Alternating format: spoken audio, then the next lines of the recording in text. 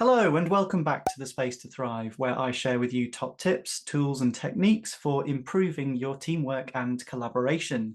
And in today's video, I'm going to share with you 5 essential skills for leading effective teamwork and collaboration. My name is Ed Moss. I am your collaboration coach and facilitator, and let's get diving right into the content. Okay, and the first skill I want to share with you is active listening. Now, active listening is there's almost as much about what is not said as what is said. So I'm going to share with you a few tools that you can use in order to improve your active listening skills. Now, the first one is the difference between open and closed questions and where we can use them. So, for example, earlier on in a conversation with a team or a group, we would probably want to be encouraging the use of open questions. Now, we might know what an open question is already, something that begins with how, what, who, when, or why. However, what I often find when working with groups is that we need to make that open question quite specific. If we just say, how are you? Sometimes people just say, fine.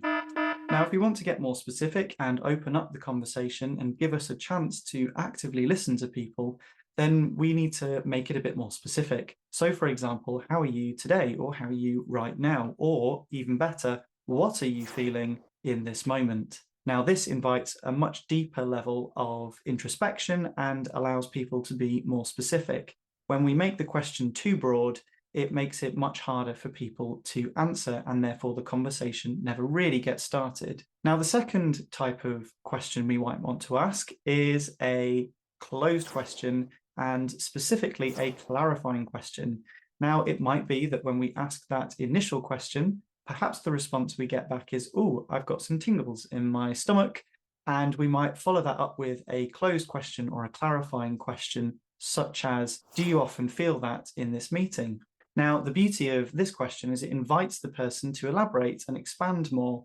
The other thing about clarifying questions is it allows us to double check our understanding with the person that's speaking. Now, this leads us nicely on to another tool in the active listening toolkit, which is paraphrasing. Now, paraphrasing, sometimes people think of as like parroting. So you just repeat back exactly what you said. Personally, I find this is a bit of a waste of time and everybody's attention and energy. And so I like to go in for something a little bit more active in terms of my listening. And so that might look like listening to what people say, but whilst they're talking, listen out for the headline. So, what is the meaning of what they're trying to say, and what is the essential message they're trying to convey? And then also the underbelly. What is existing below what's being said? For example, the emotion or the feeling. So, it might be, for example, as someone explains in more detail about this tingling sensation in your stomach, you might reply by acknowledging that feeling and highlighting perhaps what you heard in it. So I wonder if this is something common that happens when you come to many of our team meetings or these meetings. It sounds like there's a bit of anxiety for you. And again, you're allowing people to clarify their understanding and their meaning and make sure that we're on the same page. And this is super helpful in order for making sure there are fewer misunderstandings. The second skill I think is particularly important for developing as a facilitator and someone that is interested in leading collaboration in teams is effective communication. I'm going to stop there immediately and say I don't like the word communication in this context because it's far too broad and it can mean too many things. Everything is communicating: my body language, my voice, my tone, my facial expressions, and the words that I'm saying and the meaning I'm trying to convey. What I'm actually meaning here is something a little bit more subtle. What I think is useful as a tool is to actually think about how you articulate yourself and how a group is able to articulate itself. For example, I find it really helpful to use metaphors. Using a metaphor and visual images allows people to hang their own ideas off something that you're sharing with them. And again, it encourages more collaboration and this idea of building on to ideas rather than shooting them down. This is also particularly helpful, for example, if we hold in mind the idea of using and rather than but. So when we're working together as a group, we want to encourage as much as possible for people to say yes and rather than, oh, this, but. Because as soon as we say but, we're kind of shutting something down and not allowing it to develop. This leads nicely into another really useful tool, which is around giving constructive feedback. Now, with constructive feedback, again, we're trying to encourage people to go on and continue. A really nice way of using constructive feedback, for example, is as somebody is talking, and if they're coming to a pause, it might be to say more, or what does that mean for you? Again, we're encouraging people to continually build and add on. Another really helpful tool is thinking about who's in the room and how you adapt to that style. Now, a really good rule of thumb is that if we follow the principles of the experiential learning cycle, you'll probably meet most people's needs. What do I mean by that? Well, perhaps I'll make a longer video about it. Tell me in the comments below if that would be interesting to you. But essentially, we want to make sure that in our meetings, in our workshops, in our time together as a group, that we focus on creating some experiences, that we give people a chance to reflect on those experiences. We want to then give people some frame or some theory or an idea or a story so that they can hang their experience and their reflection off that.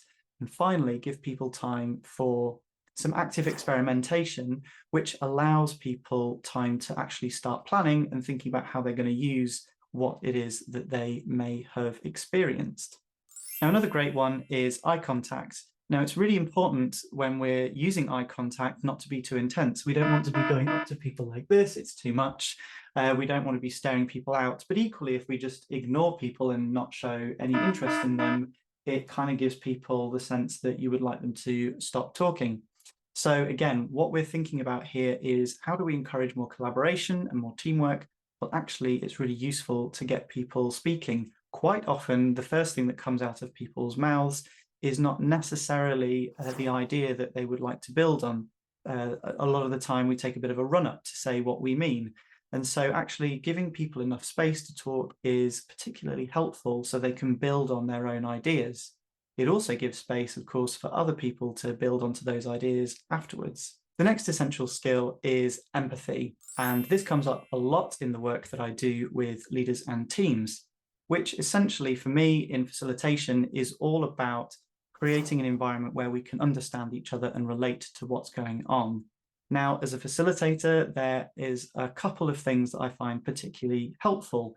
And one of them is performing a bit of a dance. So sometimes it might be that we're in the role of active listener.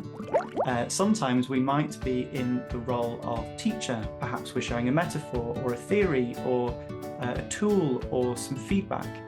And other times we might actually be in the role of student. Now, dancing around these points, role models, the kind of things that you're looking for from the people you're working with. And again, it allows people to empathize and understand that no one person has all of the answers and that everyone's contributions are potentially helpful and valid. Another tool that's particularly helpful is containering. Now, what do I mean by containering? Imagine that you're walking into a field, right? And if there were no fences or anything to boundary it, it would feel very big and open. And this can be what entering into a workshop or a meeting can feel like for many people. So we want to create some nice fences around the space so that it feels more manageable. Now, what does that look like? Well, I'm going to share with you a couple of techniques in a moment. But the basic principle of containering is this idea of creating some boundary around the workshop or the meeting so that we can be more focused. A nice little technique for starting off that containering process is to do a check-in. Okay, so check-ins are super easy and you can add them into any meeting or workshop, and they go a little bit like this. The first thing we want to do is acknowledge people as being humans first. And to do that, we can ask a question, a nice specific open question, such as, what are you feeling right now or in this moment? The second thing that's helpful to do is to identify distractions. And we can do that by saying, do you have any distractions present for you in this meeting? Now, the reason we want to do that is to encourage people to share what's on their mind and acknowledge that there's often things before and after our collaboration time that people are thinking about. Again, with both the feelings and the distractions, they are already present. So it's super helpful for you and everybody else to know about them so that we can then potentially adjust the session according to what is needed. For example, if everyone is arriving stressed, or if lots of people are distracted by something that happened in the morning, it is kind of absurd to try and carry on and not acknowledge those things, because all of that time and energy will always be kind of seeping out back into those feelings or those experiences. When we stop, we acknowledge and slow down, we often can let go for the time that we are going to be spending together. The third element of a check-in that I find particularly helpful is asking a question that's relevant to the topic that we're working on. So for example, a great one could be, what would a good use of the time today look like for you? Or how do you know that this meeting will be successful? What will have happened by the end of this meeting for you to know that this time was useful? These are really, really great questions because it gives us a sense from everyone in the room of what they're looking for. And you can actually use this to co-construct an agenda even in the moment. We don't always have to send agendas out ahead of time, although that is something I'd love to cover in another video. Please add into the comments below if that's something that you're interested in exploring. Sticking with agendas a little bit for a moment, another element here to think about and an essential skill is around time management. So for example, if you have a meeting of 5 people and each person is paid, say, £20 or dollars an hour to be in that meeting, just as an example, and you have a meeting for 1 hour, that's a £100 meeting. And also it is 5 hours of people's time. Now, time is a limited resource, and once you've spent it, it's gone. So given that, say, 15 minutes is 1% of your day, just be mindful of the fact that, someone's giving up 4% of their day for this meeting. And so we need to be conscious of how we're using that time and use it constructively.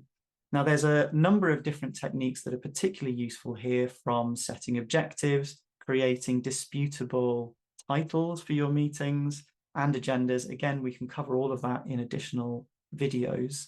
But a really, really useful tool to take away is this idea of balancing time among participants. And there's a couple of really simple tools that I like to use. So for example, one of them is this idea of going around in a circle. So we might invite each person to share one after the other in one breath. Now, the beauty of this is it allows everybody to speak, but it means that people are having the expectations set that they're not to ramble on and on and on. Now, another really helpful technique with this is popcorn style. It's basically the same principle, but rather than going in a set order, you allow each person to speak when they are ready to. The general principle is that people only speak once, but they go at the moment that is right for them. You will notice there is more space and silence in this, which can be a bit uncomfortable and a bit unusual for people at first. However, once you get into the rhythm of it, what's great is that because people aren't being pressured to speak immediately, you usually get much more refined insights from people. Now, the fifth skill, I think, is one of the trickiest and the ones that comes up the most often for leaders and facilitators in group settings, and that is of conflict management. Now, what do I mean by conflict management?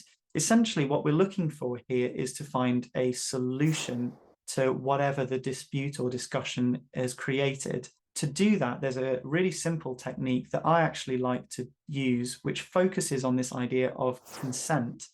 Now, consent is super, super important for many, many reasons, but it's very important in terms of helping a group to move forward and have momentum. Now, what does this look like? So say, for example, you get to a point where you notice that there is some tension in the room. You might start by asking people to just take a moment to write down what it is that they believe is the problem or the challenge at the moment, and then ask people to come up with what they think the solution is.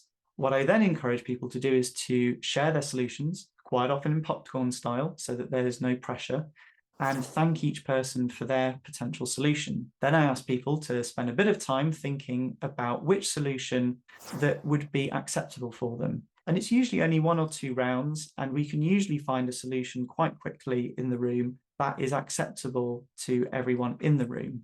Sometimes we might try and use voting or things like this. The challenge with that is it often creates a kind of a divide within the group. And the beauty of working with consent-based kind of solution finding is that it tends to bring everyone back together at the end. Okay, so that was my top 5 essential skills and a few little tips and tricks on how you can put them into action to lead more effective teamwork and collaboration. I'm super interested. What is your experience? And please do share that in the comment section below. If you've enjoyed this video and would like to support my work, I'd be really grateful if you would subscribe to my YouTube channel, and you can ring the little bell icon, meaning that you'll be notified whenever a new video is released. It really helps the algorithm also to give this video a like. It helps it to kind of find more people just like you who would really benefit from it. So for now, thanks so much for watching, and I look forward to reading your comments and being part of a more collaborative world.